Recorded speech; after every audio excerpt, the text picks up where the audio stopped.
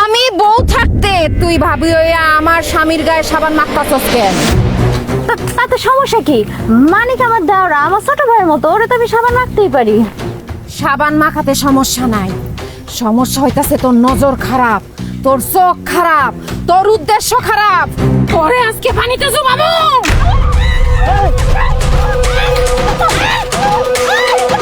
কাজল কি করতেছো? কাজল কি করতেছো? ভাই দেবো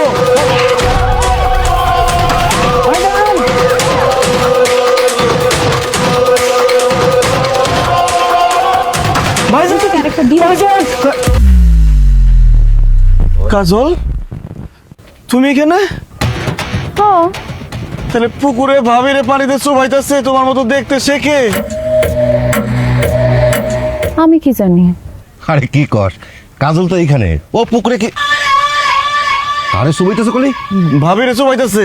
আমার বউরে পানিতে চুবাইতেছে? কার এত বড় সাহস? তত দেই, আয় তাড়াতাড়ি আসো। কে চুবাইতাছে? বাইরে আসো, ওইটা দেখো, দেখো ভাবির কি অবস্থা। কে চুবাইতেছে? ও তো নিজে নিজেই পানিতে ডুব দিতেছে। নাসিমা, তুমি নিজে নিজে পানিতে ডুব দিচ্ছ কেন?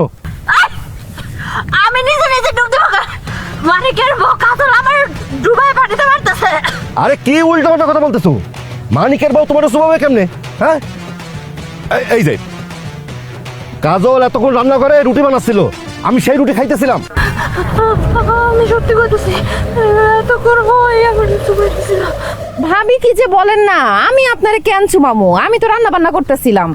আর আমি চুপাইলে দেখেন না আমার জামা কাপড় ভিজা থাকতো না, আমার তো সবই শুকনা। ভাইজান এটা কি হইতেছে? আমি তো কিছুই বুঝতেছি না। বুঝিস নাই? তুই নতুন বিয়ে করছিস, এখন তোর সংসারে অশান্তি লাগানোর জন্য এই কাজলের ঘাড়ে দোষ দিচ্ছে। যত সব।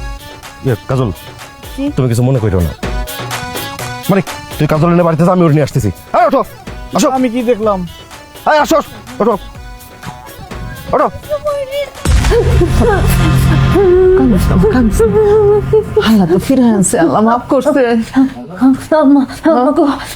বিশ্বাস করেন, আমি নিজে চোখে দেখছি ওই কাজল আমার পানিতে চুবাইছে। আম্মা আরে আমিও তো নিজের চোখে দেখছি, ওই কাজল আমার মুখের মধ্যে গরম চা মারছে।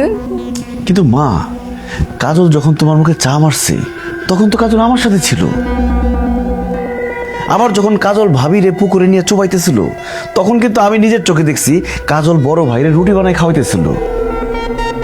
কাজল একজন মানুষ হইয়া একই সময়ে দুই জায়গায় কিভাবে থাকবে? আমার মনে হয় তোমাদের কোনো ভুল হইতেছে। মানিকে আমাকে কোনো রকম কোনো ভুল হইতেছে না, বললাম ভূত আছে। ও বাবা, কথা বলছি, আমি তোমার বউয়ের ভয়ঙ্কর রূপ দেখে বলাইছি, ওর মধ্যে ভূত আছে। চুপ করো বোমা, দুনিয়াতে ভূত পেতনি বলে কোনো কিছুই নাই।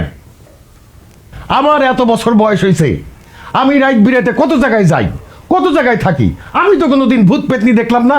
এগুলো সব তোমাকে মনের ভয়। আব্বা কিন্তু ঠিক কথাই কইছে, আরে ভূত বলতে কোনো কিছু নাই। আমি আজকে সকালে কাজলের সাথে অনেক কথা কইছি, আমার তো মনে হয় না যে কাজলের সাথে ভূত আছে। তুমি চুপ থাকো। ভূত না থাকলে আমার ওইভাবে পানিতে চুবাইলো কেন? হ্যাঁ, আর আমার বুকের মধ্যে গরম চা মারলো কেন? তোর বল লাগে ঠিকই ভূত আছে, আমি শিওর। ওরে আল্লাহ, আব্বা মা ভাবি এসব কি বলতেছে? তাহলে কি আমি জিন ভূতের সাথে সংসার করতেছি নাকি?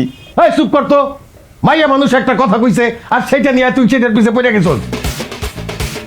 ভূত পেতনি বইলা কোনো কিছু নাই।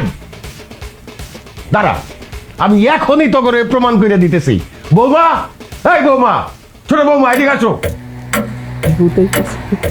আব্বা আমারে ডাকছেন? হ্যাঁ ডাকছি। বৌমা, তুমি সত্য করে একটা কথা বলবা, তোমার একটা কথা জিজ্ঞেস করতেছি আমি এখন, সেটার সত্য জবাব দিবা। তোমার সাথে কি ভূত পেতনি আছে? ও আল্লাহ গো, আল্লাহর দোহাই লাগে আব্বা, এই ধরনের কোনো কথা কোয়েন না। আমার লগে ভূত আছে মানে? এই দুনিয়ায় সবচেয়ে বেশি আমি একটা জিনিসটা ভয় পাই, সেটা হচ্ছে ভূত।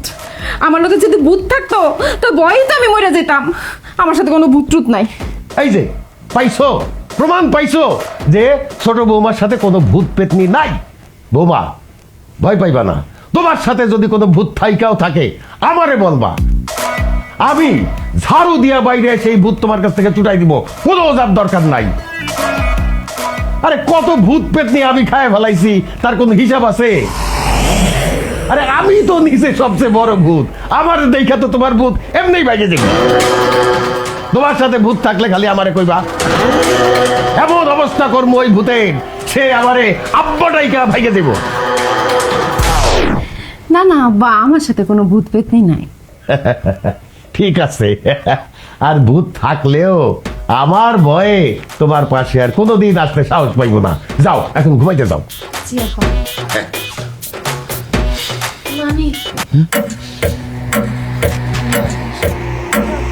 এই, এত কথা কি?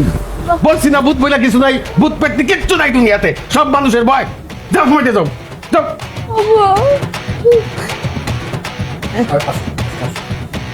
নিয়ে যা।